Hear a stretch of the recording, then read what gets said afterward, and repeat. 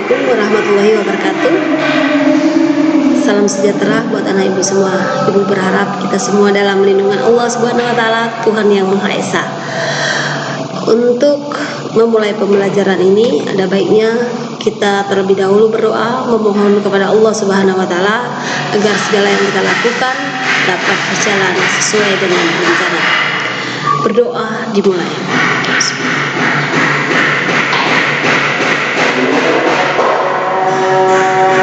Doa selesai. Anak ibu sekalian, pada pertemuan kali ini kita membahas tentang pengukuran dan pengakuan piutang.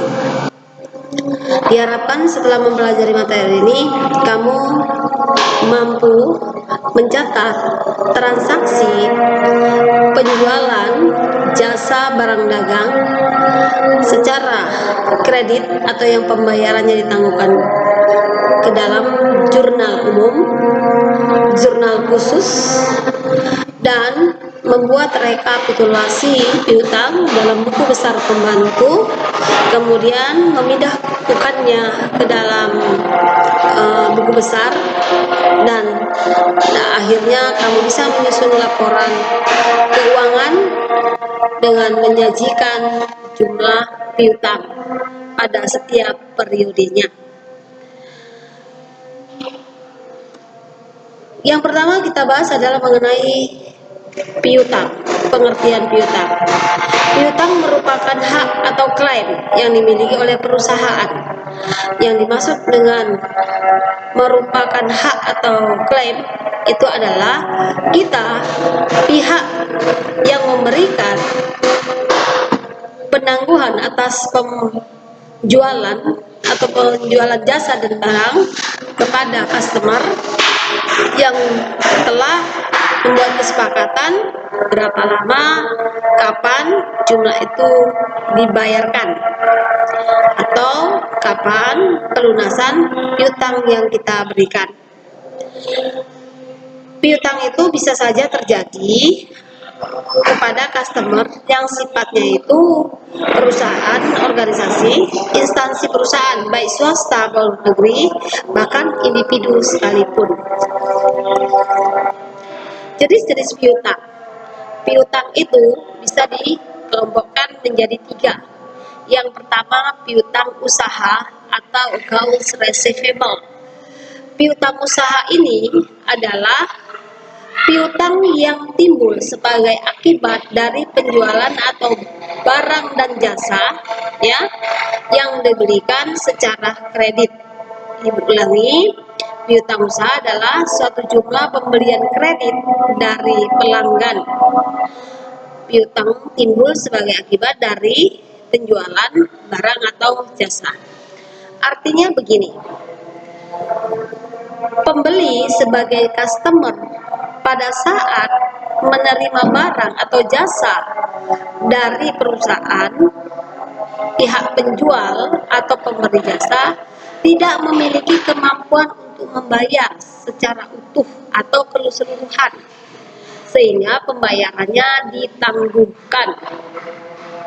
Dan pihak yang menggunakan jasa secara kredit itu disebut dengan debitur, sedangkan perusahaan yang memberikan jasa secara kredit atau penjualan secara kredit disebut dengan pihak kreditur.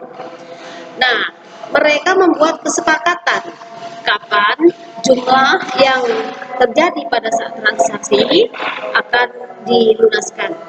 Biasa piutang itu berkisar antara 30 sampai 60 hari atau berkisar 1 sampai 2 bulan.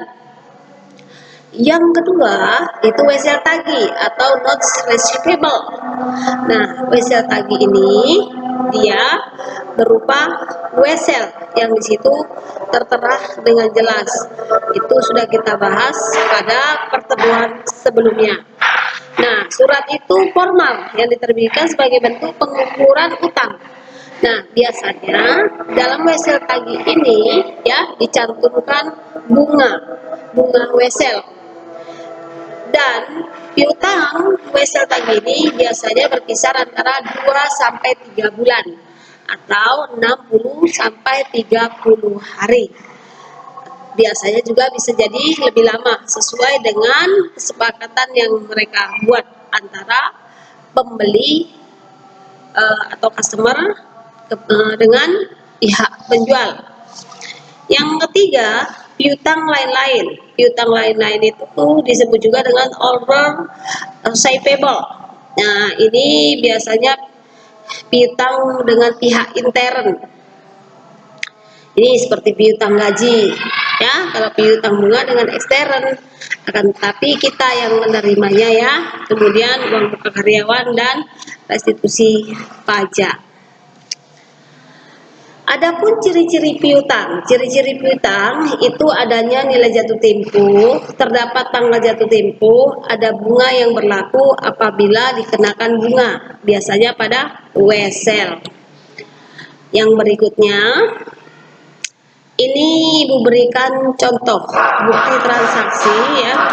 Bukti transaksi penjualan tunai dan yang ini kredit.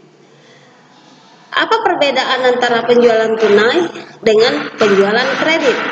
Kita bahas satu persatu. Jika penjualan tunai di sini, ya, tanggal pembelian dengan tanggal pelunasan itu sama. Ini tanggal 30, tanggal 30. Kemudian nama pembeli boleh tidak dituliskan dengan cukup dengan menuliskan kata cash. Kenapa boleh tidak dituliskan? Karena kita tidak perlu melakukan penagihan, sehingga di sini dibuat cash saja sudah cukup. Ini bukti penjualan tunai. Sedangkan ini adalah bukti transaksi penjualan kredit. Tadi di atas sudah diterangkan bahwa ciri-ciri dari piutang ada tanggal jatuh tempo, ada nilai jatuh tempo, dan ada bunga yang berlaku. Di sini coba kamu amati. Di sini PT Pujasari sebagai penjual barang atau jasa. Dalam hal ini dia bertindak sebagai penjual barang. Dia namanya barang. Pihak PT Putra Surya ini sebagai pihak pembeli.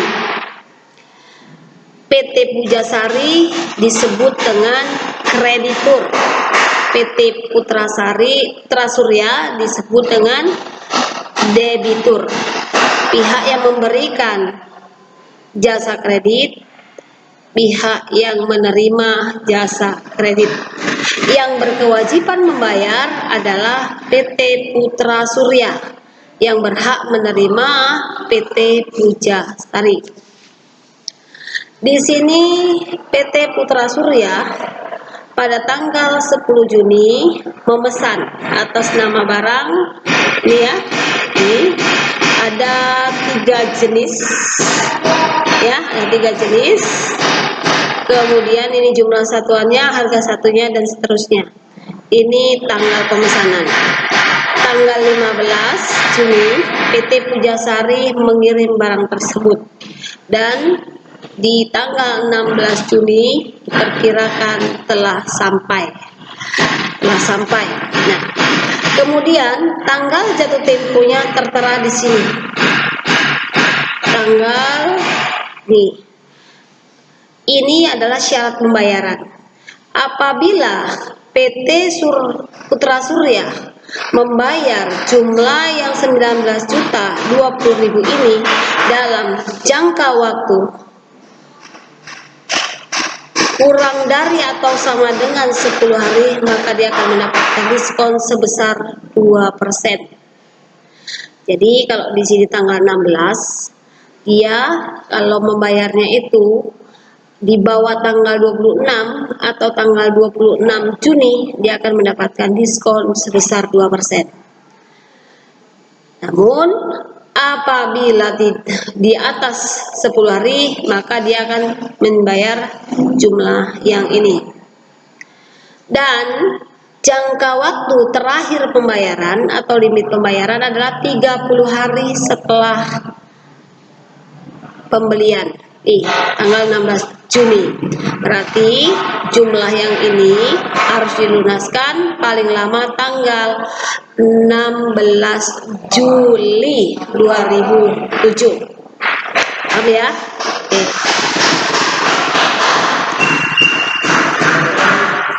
Piutang dapat diklasifikasikan berdasarkan beberapa hal. Dari mana kita pandang sudutnya? Kalau berdasarkan jangka waktu itu ada namanya piutang lancar, piutang jangka panjang, ya. Ini kalau piutang lancar pembayarannya kurang dari 1 tahun. Kalau piutang jangka panjang waktu pembayarannya atau pelunasannya lebih dari 1 tahun. Berdasarkan transaksi penyebab terjadinya piutang dagang atau piutang usaha. Jika dia perusahaan dagang, maka itu namanya piutang dagang. Jika piutang perusahaan jasa, maka disebut dengan piutang usaha. Piutang non dagang atau piutang usaha. Contohnya seperti USL tadi, ya. Berdasarkan transaksi penyebab yang terjadi, sudah tadi. Kemudian berdasarkan ada tidaknya dokumen, ini dia tagih dan piutang non USL. Oke, ini adalah pengelompokan dari klasifikasi piutang. Nah, anak ibu sekalian, demikianlah pembelajaran kita kali ini. Ibu berharap kamu dapat menerimanya dengan baik dan buka kembali buku akuntansi keuangan kelas 11. Dan jangan lupa kamu kerjakan tugas-tugas yang telah ibu berikan, yang dari LKS maupun dari buku paket dan penjelasan yang telah ibu berikan. Oke, sebelum kita akhiri mata pembelajaran ini, marilah kita berdoa menurut agama dan kepercayaan kita masing-masing. Doa dimulai.